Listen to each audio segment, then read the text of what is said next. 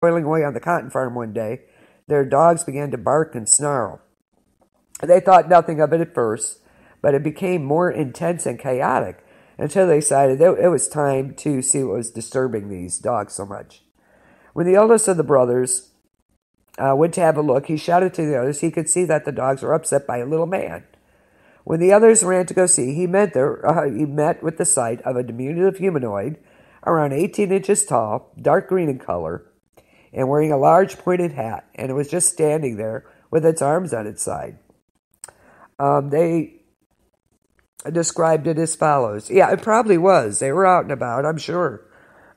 He didn't seem to have any shoes, but I don't really remember his feet. His arms were hanging down like they were rode down the side of him. Okay.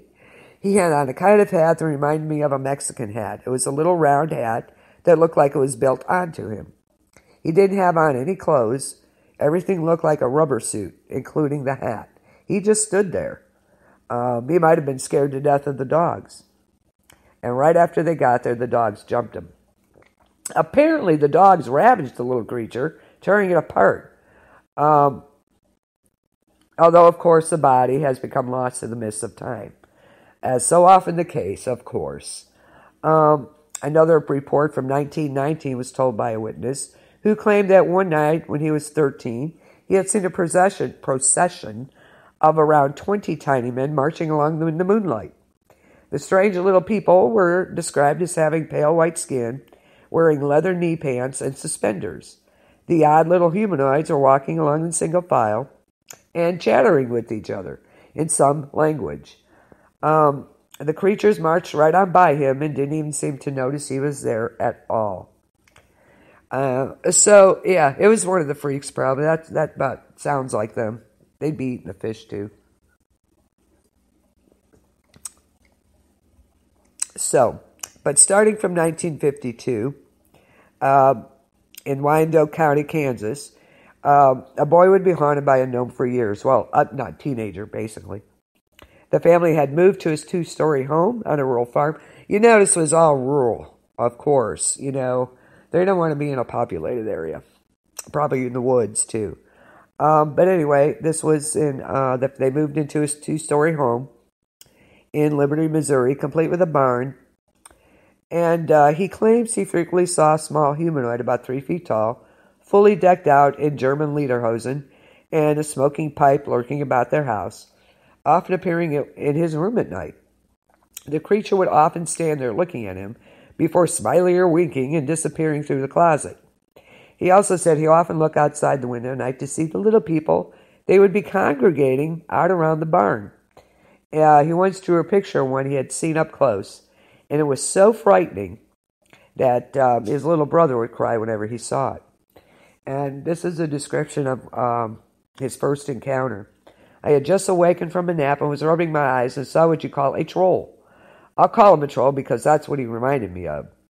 It was an old man, long beard, large nose, about 3 feet tall, standing at the foot of my bed. And I was astounded. Yeah, I guess I would be too.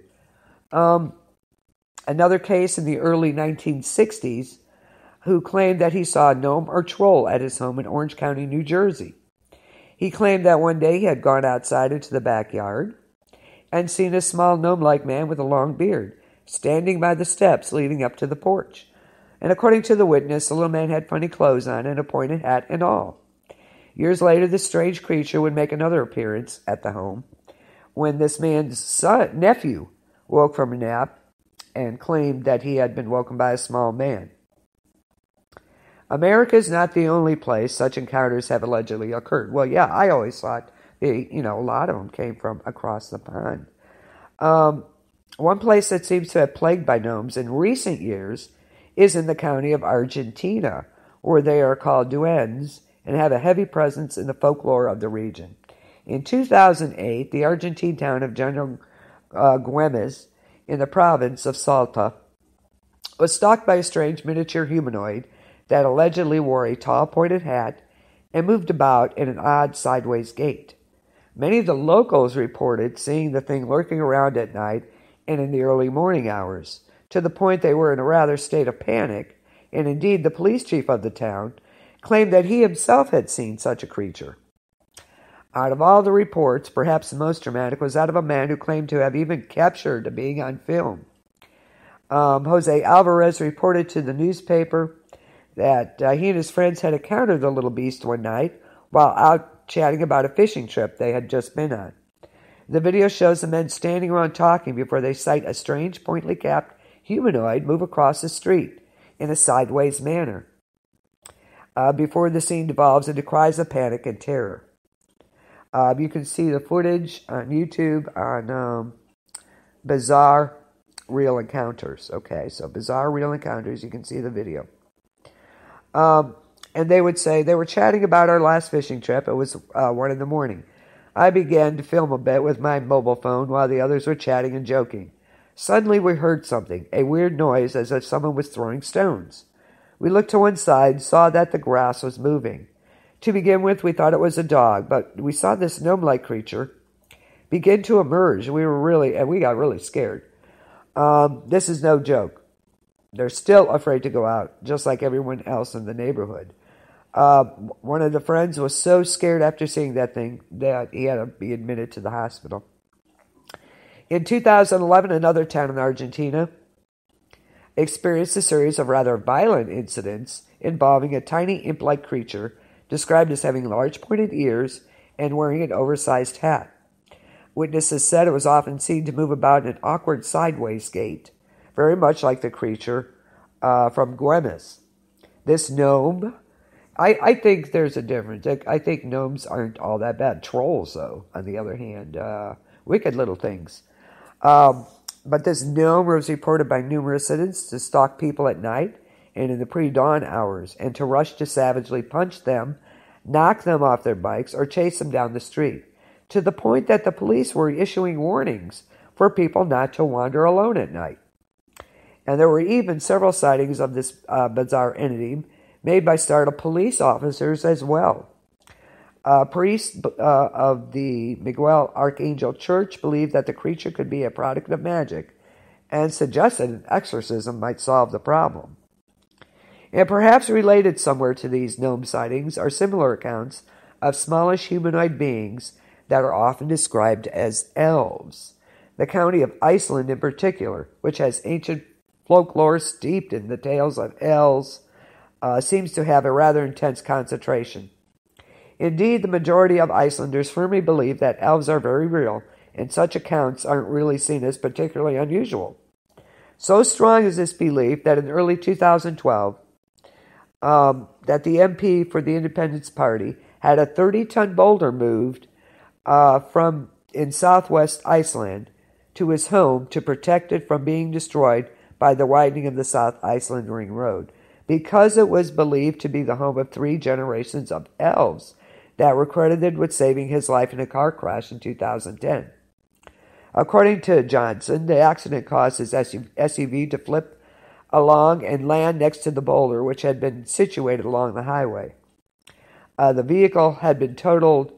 Johnson himself was completely unharmed. He suspected that this good fortune had something to do with the massive boulder. His overturned car had come to a rest beside it, and a notion that was confirmed by an elf specialist, of course. This is a real occupation in Iceland. They are elf specialists, who was amazed to see so many elves inhabiting this one boulder. Claims of elves inhabiting natural features of the landscape are not uncommon in Iceland, and the creatures are said to be actually quite fiercely protective of their territory. And that can be seen in the 1970s when efforts to remove a massive boulder during construction met with failure due to numerous unexplained equipment malfunctions and illnesses amongst the workers, which locals attributed to the elves known to live within it. There were so many freak breakdowns and malfunctions experienced that it was eventually decided to leave the boulder alone where it was, no matter how inconvenient it would prove to be. So there you go. I think there are, just like anything else, you have your good, your bad, your evil. So as far as gnomes and trolls go, I think the trolls are the evil of the 3. So in 1996, when bulldozers were attempting to level a hill in Iceland, In order to make way for the construction of a graveyard, strange things began to occur. According to a bulldozer operator, during the operation, 2 boulders continuously malfunctioned, even though there was no discernible reason, and inspection turned up no problems. Yes, there are. Absolutely, there are. Yeah. I thought they were more, like I said, across the pond, but they're not. There's a lot of stories right here in the U.S. Absolutely right about that.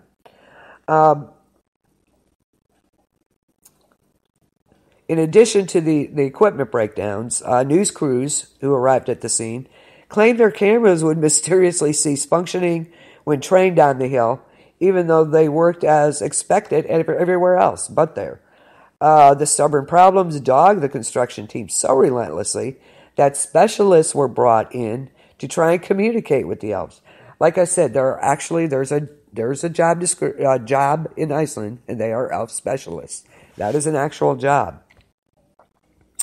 So they were brought in to try and communicate with them, after which the machinery started working normally, and the bulldozers would allegedly have no further mishaps. In 2013, various equipment failures created hurdles for the building of a road. It was a suburb of Iceland's capital. There was also a mining operation in 2011 that was scrapped due to the never-ending series of, yay, glad you do. Busy night, huh? Busy tonight there. The never-ending series of malfunctions and mishaps. So there you go. But while the traditions of real elf sightings and encounters are really strong in Iceland, it is certainly not the only place in the world with these stories.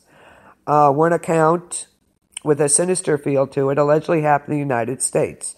This was in 1967, when the witness claims to have had a rather harrowing encounter with elves of an evil nature.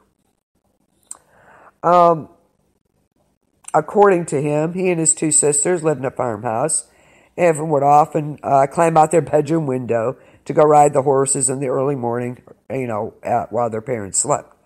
One morning, one of the older sisters was climbing out the window when she suddenly stopped short and let out a scream before scrambling back into the room.